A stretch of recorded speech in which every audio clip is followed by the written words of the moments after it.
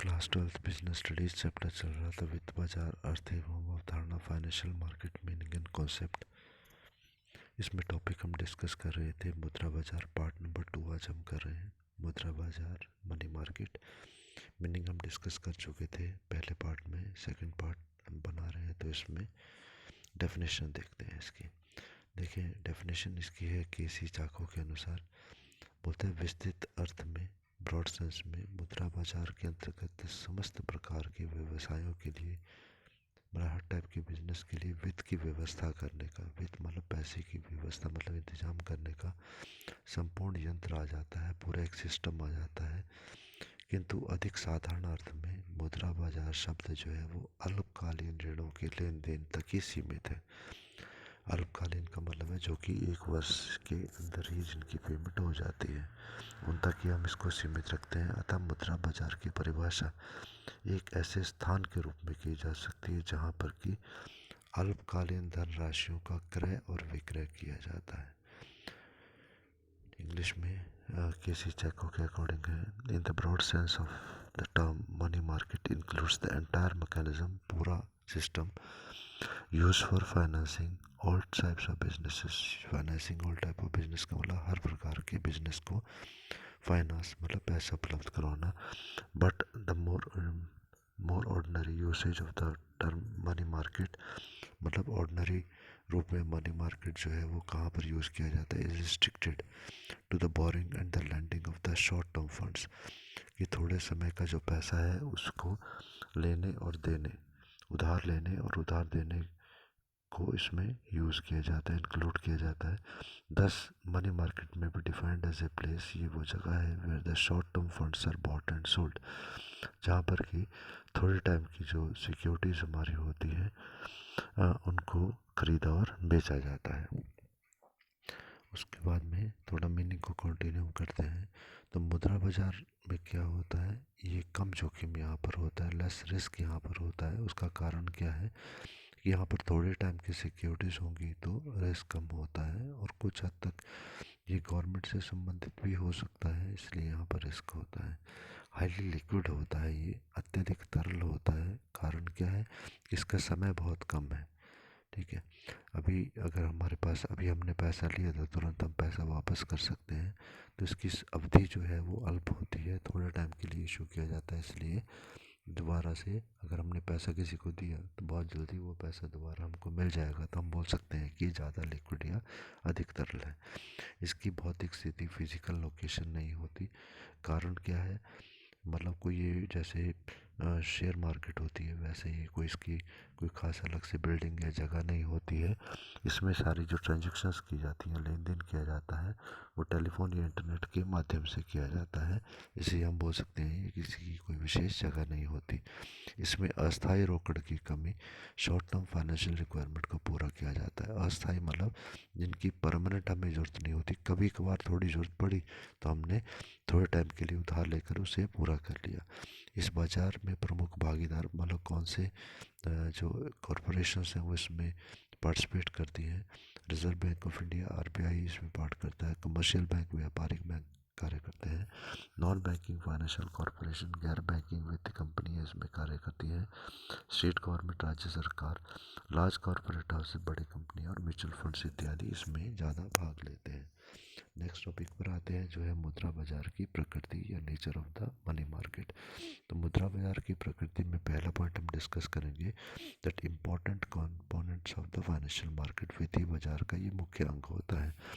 Financial market की बात करें तो उसका ये मेन पार्ट होता है, क्योंकि यहाँ पर सारे ही बिजनेसमैन जो होते हैं, उद्योगपति, इंडस्ट्रियलिस्ट हमारे जो होते हैं और गवर्नमेंट होती है, वो सभी अपनी शॉर्ट टर्म अल्पकालीन वित्तीय आवश्यकता फाइनेंशियल नीड्स को पूरा करती है। थोड़े टाइम के लिए पैसा जो चाहिए होगा वो यहाँ से तुरंत पूरा कर लेते हैं। सेकंड है अत्यधिक तरलता, मोर लिक्विडिटी, डिस्कस कर चुके हैं हम इसको, कि यहाँ पर तुरंत ही जो सिक्योरिटीज़ हैं उनको थोड़े टाइम के लिए इशू करके और अपनी आवश्यकता को पूरा करते हैं। स्पेशली यहाँ पर discount finance house of India DFHI नाम की जो संस्था है, तो मुद्रा बाजार या मनी मार्केट के जो डॉक्यूमेंट्स हैं उसको रेडी मार्केट उपलब्ध करवाती है। मतलब इसके द्वारा फटाफट जो है वो डॉक्यूमेंट्स जो हमारे शॉर्ट टर्म वाले होते हैं उनको खरीदा और बेचा जाता है आसानी से। थर्ड पॉइंट है लो ट्रांजैक्शन कॉस्ट या कम व्यवहार लागत। इसमें जो ट्रांजैक्शन करना मतलब पैसा लेना है उधार, देना है उधार, उसका खर्चा यहाँ पर कम आता है, क्योंकि यहाँ सारे ही व्यवहार या ट्रांजैक्शन जो होती हैं वो सीधे ही फ़ोन पर या इंटरनेट के माध्यम से किए जाते हैं। इसमें दलाल, ब्रोकर्स, एजेंट्स की कोई आवश्यकता नहीं होती।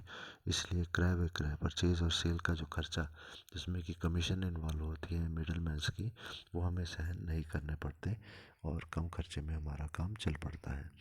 फोर्थ पॉइंट है अल्पकालीन वित्तीय संपत्तियां या शॉर्ट टर्म फाइनेंशियल एसेट्स।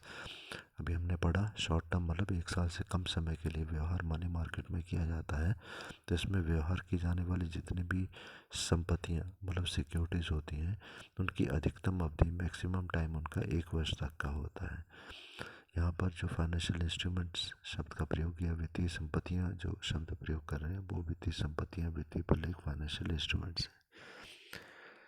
पांचवा पॉइंट है दो स्वरूप या टू फॉर्म्स। इस बाजार के दो रूप होते हैं, एक है संगठित मुद्रा बाजार, organised money market.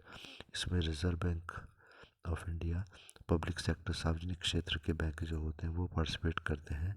Private sector या निजी क्षेत्र के बैंक जो है वो भाग लेते हैं। सहकारी बैंक, कोऑपरेटिव बैंक जो है उनको शामिल किया जाता है। सेकंड है हमारा असंगठित मुद्रा बाजार या अनऑर्गेनाइज्ड मनी मार्केट। इसमें जो हमारे साहूकार होते थे, सेठ इत्यादि, जो पहले टाइम पर उधार लेकर उधार देते थे और खूब पैसा कमाते थे, मनी लेंडर वो इसमें आते हैं। देसी बैंक, इंडिजिनियस बैंक आ जाते हैं, चिट फंड्स इत्यादि निधियाँ आदि इसमें आ जाती हैं। सिक्स पॉइंट है अनेक उप बाजारों का समूह, कंसिस्ट ऑफ मनी सब मार्केट्स। इसमें बहुत सारी चीज़ें आ जाती हैं कि इसमें कौन कौन से डॉक्यूमेंट्स का हम यूज़ कर सकते हैं मनी मार्केट में। तो इसमें अल्प सूचना ऋण बाजार, कॉल मनी मार्केट यहाँ पर होती है। उसके बाद खजाना बिल बाजार, ट्रेजरी बिल मार्केट होती है, क्योंकि इन सिक्योरिटीज़ का क्रय विक्रय यहाँ पर किया जाता है। कमर्शियल पेपर मार्केट यहाँ पर होती है।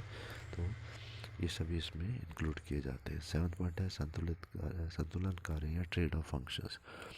तो यहाँ पर क्या संतुलन की बात जो हम कर रहे हैं वो ये है, ये बाजार जो होता है यहाँ पर सभी संस्थाओं की अल्पकालीन वित्तीय पूर्ति, ठीक है, अल्पकालीन मतलब शॉर्ट टर्म 1 साल के अंदर अंदर की, वित्तीय मतलब फाइनेंशियल पैसे की पूर्ति मतलब सप्लाई की जाती है। और अल्पकालीन वित्तीय मांग या शॉर्ट टर्म फाइनेंशियल डिमांड हमारी जो होती है, ये जितनी डिमांड होती है और जो लोग ये पैसा चाहते हैं, जो लोग ये पैसा दे रहे हैं, उनके बीच में यहाँ पर संतुलन स्थापित किया जाता है। जितनी डिमांड है उतनी सप्लाई हो जाएगी, ये जितनी सप्लाई है उतनी ही डिमांड हो जाएगी। तो यहाँ पर ये बैलेंस मेंटेन करता है वित्तीय बाजार। आठवां पॉइंट है व्यवहारों की तेज गति, स्पीडी ट्रांजेक्शन्स। इसमें जो ट्रांजेक्शन्स की जाती हैं, व्यवहार लेन देन किए जाते हैं, उनकी गति काफ़ी तेज़ होती है। इसमें ट्रांजेक्शन्स जो है तुरंत, क्योंकि समय बहुत कम होता है, इसी अधिक व्यवहार जो है टेलीफोन पर ही हो जाते हैं, इंटरनेट पर हो जाते हैं। और बाकी जो कागजी कार्रवाई है, लीगल फॉर्मेलिटीज़ हैं, डॉक्यूमेंटेशन है, वो बाद में होती रहती है। इसलिए इसे टेलीफोन पर बाजार या ओवर द फोन मार्केट भी कहा जाता है। नोट कर लीजिएगा इसको, वीडियो को रोक करके।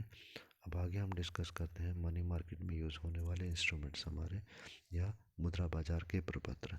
तो सबसे पहला जो हमारा डॉक्यूमेंट है वो है हमारा खजाना बिल, जिसको कि ट्रेजरी बिल कहा जाता है। तो ये जो ट्रेजरी बिल होता है डॉक्यूमेंट हमारा, इंस्ट्रूमेंट हमारा जो है, इसके माध्यम से सेंट्रल गवर्नमेंट या केंद्रीय सरकार जो होती है अपनी अल्पकालीन मतलब 1 वर्ष के अंदर की आवश्यकता को पूरा करती है। ये सेंट्रल गवर्नमेंट जो है वो रिजर्व बैंक ऑफ इंडिया के माध्यम से वित्तीय संस्थाओं या सामान्य जनता को ट्रेजरी बिल जारी करती है, डॉक्यूमेंट जारी करती है, और उसके बदले में अपने पैसे वो ले सकती है थोड़े समय की। ये जो ट्रेजरी बिल होते हैं इनकी अवधि मतलब इनका पीरियड कितना होता है, 14 डेज, 91 डेज, 182 डेज या 364 डेज का हो सकता है। इन्हें प्रॉमिसरी नोट, प्रतिज्ञा पत्र के रूप में जारी किया जाता है। और इनमें जोखिम जो है वो बहुत कम होता है, नाम मात्र का होता है, क्योंकि यहाँ पर आरबीआई सेंट्रल गवर्नमेंट इन्वॉल्व होती है। ये बिल प्राय व्यापारिक बैंक मतलब हमारे कमर्शियल बैंक्स, गैर बैंकिंग वित्तीय संस्थाएं, non banking financial companies, NBFCs, LIC life insurance corporation, UTI और जीआईसी इत्यादि के द्वारा क्रय किए जाते हैं, जो कि परचेज किए जाते हैं, जो किसने इशू किए, सेंट्रल गवर्नमेंट के बिहाफ पर रिजर्व बैंक ऑफ इंडिया ने इशू कर दिए थे। या इनको कौन खरीदेगा, ये कंपनी खरीदेगी।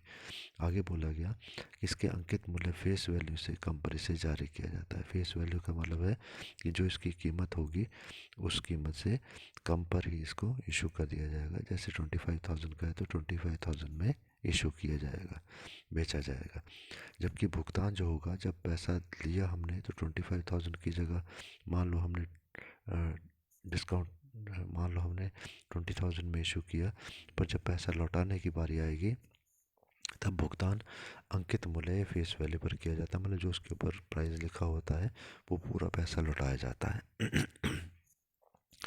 आगे है निवेशक की जो आय होती है, मतलब जिस आदमी ने इसमें पैसा अपना लगाया है उसकी इनकम क्या है, उसकी इनकम इन दोनों मूल्यों में अंतर होता है। मतलब 20,000 हमने दिया और 25,000 मिल गया, तो 5,000 हमें मिला, ये हमारा जो है इनकम होती है।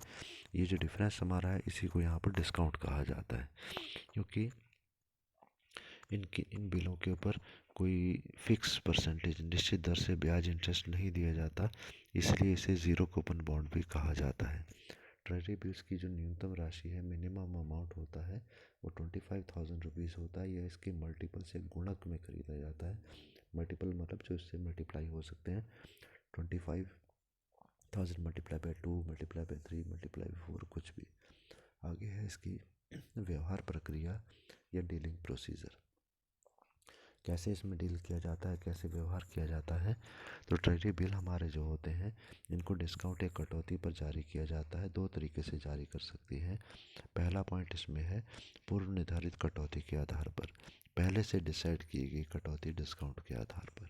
एग्जाम्पल जैसे दिया गया है इसमें कि 1,00,000 रुपीज़ के जो शेयर हैं जिनकी फेस वैल्यू अंकित मूल्य जो उसके ऊपर लिखा है प्राइस वो 1,00,000 का है, तो इनके लिए 91 डेज़ का एक ट्रेजरी बिल जो है वो जारी किया गया। पर हमने पैसे लोगों से कितने लिए, 95,000 ही लिए। ऋणदाता को 95,000 रुपीज़ ले करके हमने 1,00,000 रुपीज़ के ये ट्रेजरी बिल दे दिए। 91 डेज़ के बाद जब पेमेंट वापस करने की बारी आई तो हमने 95,000 लिए थे और हम वापस कितने करेंगे, 1,00,000 रुपीज़ करेंगे। तो इस तरीके से ऋणदाता है, मनी लेंडर है, जिसने पैसे हमको दिए थे, उसको 5,000 रुपीज़ की इनकम हो जाती है। यही कटौती या ब्याज माना जाता है। सेकंड पॉइंट क्या है, कटौती की दर का निर्धारण नीलामी या ऑक्शन के आधार पर। तो यहाँ पर जो डिस्काउंट है वो कितना होगा, नीलामी या ऑक्शन के आधार पर हम डिसाइड करेंगे। जब रिजर्व बैंक ऑफ इंडिया समाचार पत्र के माध्यम से टेंडर आमंत्रित करता है, वो कहता है कि हमें पैसे की आवश्यकता है और लोग अपनी अपनी एप्लीकेशंस हमारे को भेजें, ठीक है। तो इच्छुक व्यक्ति जो होती हैं, कंपनी जो होती हैं, उनकी स्वीकृत कटौती दर लेंडर के माध्यम से रिजर्व बैंक को भेजते हैं। जो व्यक्ति पैसे इन्वेस्ट करना चाहते हैं उनको जो रेट वो दे सकते हैं वो लेंडर या जिस व्यक्ति ने पैसा देना है उसके माध्यम से रिजर्व बैंक को एप्लीकेशन भेजेंगे। एक टाइम दे दिया जाता है, महीना 2 महीने, जितना भी रिजर्व बैंक को सही लगता है। उस निश्चित अवधि के बाद एक दिन दिया जाता है कि किस दिन हम सारी एप्लीकेशंस को खोलेंगे, तो हम उसे टेंडर खोलना कहेंगे। तो उस दिन टेंडर जो है वो सारे खोले जाते हैं और उस टेंडर को रिजर्व बैंक जो है स्वीकार कर लेगा, जिसमें कटौती की दर सर्वाधिक न्यून होगी, जिसमें कम वो व्यक्ति कम से कम डिस्काउंट के ऊपर जो है वो हमारे को पैसा देने के लिए तैयार हो जाएगा। इसे नीलामी के आधार पर जारी किया हुआ या ऑक्शन के आधार पर जारी किया हुआ ट्रेजरी बिल मान लिया जाता है।